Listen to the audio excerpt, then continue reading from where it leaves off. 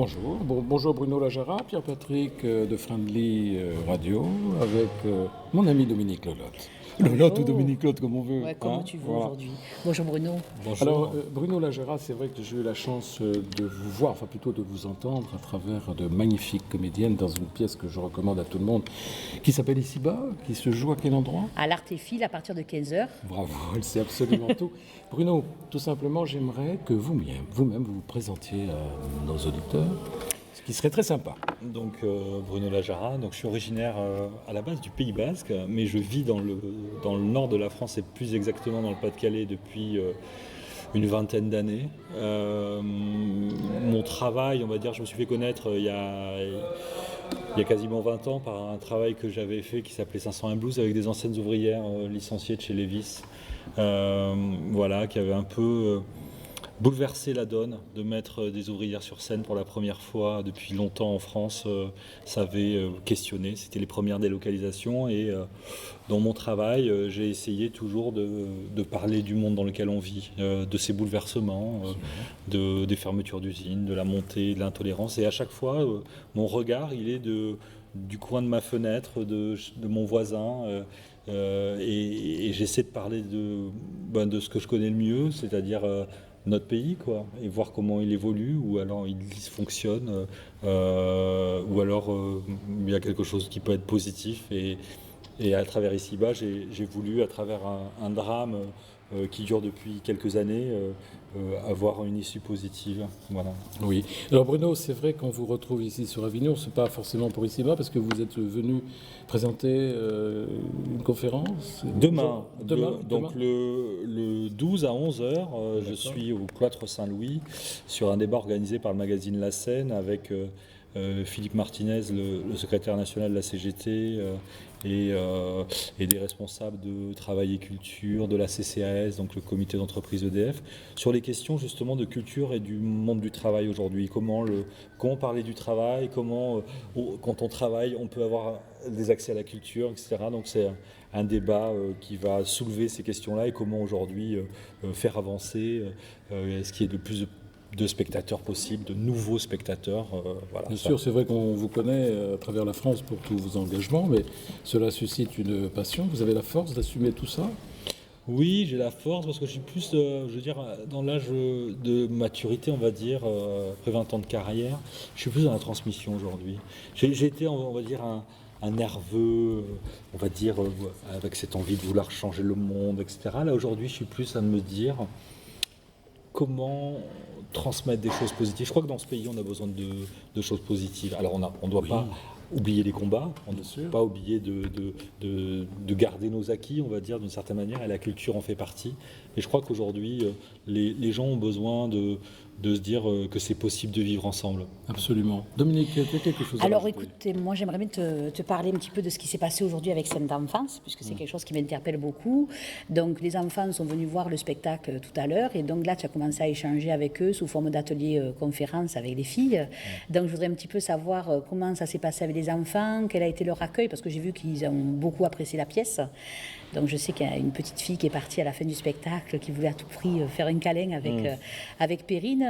Donc un petit peu sur quel fond vous avez échangé dans l'atelier, comment ça s'est passé? Moi, je suis sur plutôt des débats actifs, un peu proches de l'éducation populaire, c'est-à-dire on leur a demandé déjà qu'ils donnent des adjectifs sur leurs émotions, de trouver un titre, s'ils avaient dû donner un titre eux au spectacle, qu'est-ce qu'ils auraient pu donner comme titre, comment faire évoluer les choses, quelle est leur vision du pays. Il y en a beaucoup, ils viennent de banlieue parisienne, donc ils sont issus aussi d'une immigration plus ou moins récente, et donc comment eux-mêmes vivent ça. Donc le but d'un spectacle, et un spectacle comme celui-là, qui est, on va dire, tout public, à destination, on va dire à partir de 9-10 ans, c'est justement que en rentrant chez eux, les jeunes puissent discuter avec leurs parents, puissent discuter entre eux,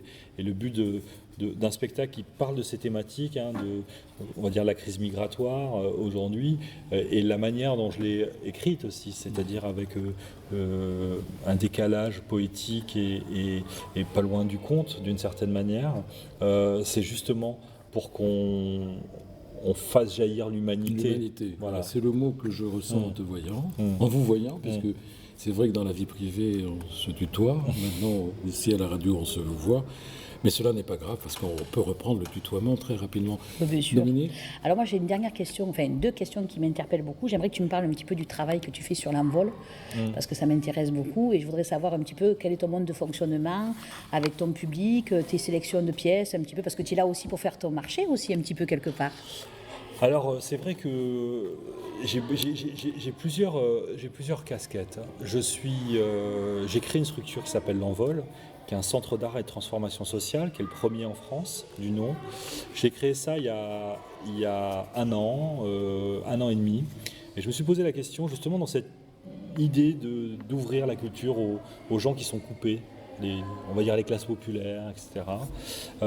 J'ai créé un dispositif qui s'appelle la classe départ, qui est financé par le ministère de la Culture, par la Fondation Abbé Pierre, etc. et qui est un dispositif de 7 mois qui s'adresse à des jeunes de 16 à 25 ans, ce qu'on appelle les décrochés scolaires, les jeunes qui sont sortis de l'école sans aucun diplôme. Et pendant 7 mois, ils vont faire de l'art. D'accord. Du théâtre, de la musique, de la danse, etc. Et toujours dans le nord de la France. Toujours dans le nord de la France. À Arras, c'est ça. Arras, On ouais. est d'accord. Et on est expérimental, on est les seuls à faire ça en France. Et c'est la 2e promotion cette année. L'an dernier, sur la première, on a eu presque 70% de jeunes qui ont soit repris des études, soit trouvé un travail, parce que ils reprennent confiance en eux. On travaille avec des chefs d'entreprise qui sont à la fois mécènes, mais qui sont là aussi à rencontrer ces jeunes de manière différente, à aussi enlever leurs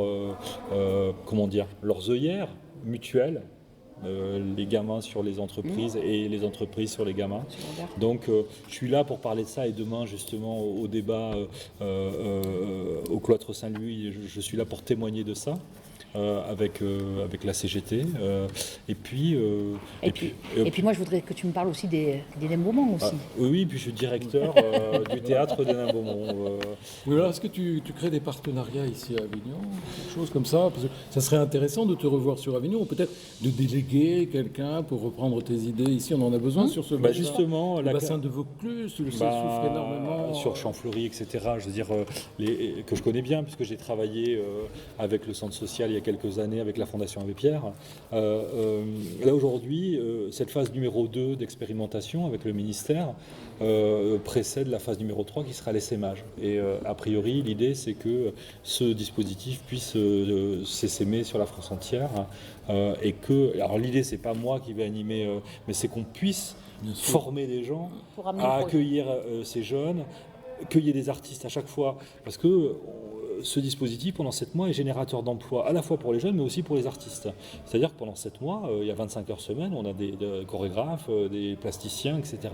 Et donc le but pour moi, c'est qu'à chaque fois, on vienne former des artistes volontaires à nos méthodes de travail et qu'après ce soit en autonomie, qu'on vienne voir si notre charte est respectée parce qu'on travaille sur l'autogestion, on travaille sur la responsabilisation des jeunes, les espaces ils sont co-gérés par eux. Hier par exemple, avant d'arriver ici, c'est pour ça que j'ai un peu un choc thermique, on était dans une maison de retraite, un EHPAD où toute la journée les jeunes ont servi les personnes âgées, on travaille avec eux puis on va faire un spectacle en fin de journée.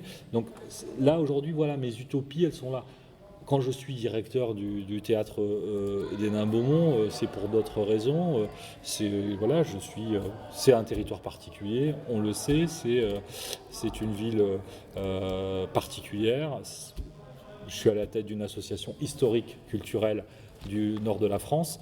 Mon souci aujourd'hui, c'est élargir le public et lutter contre la pauvreté. Point. Voilà. Alors ce qui est extraordinaire, Bruno, c'est que finalement, on ne pose pas beaucoup de questions.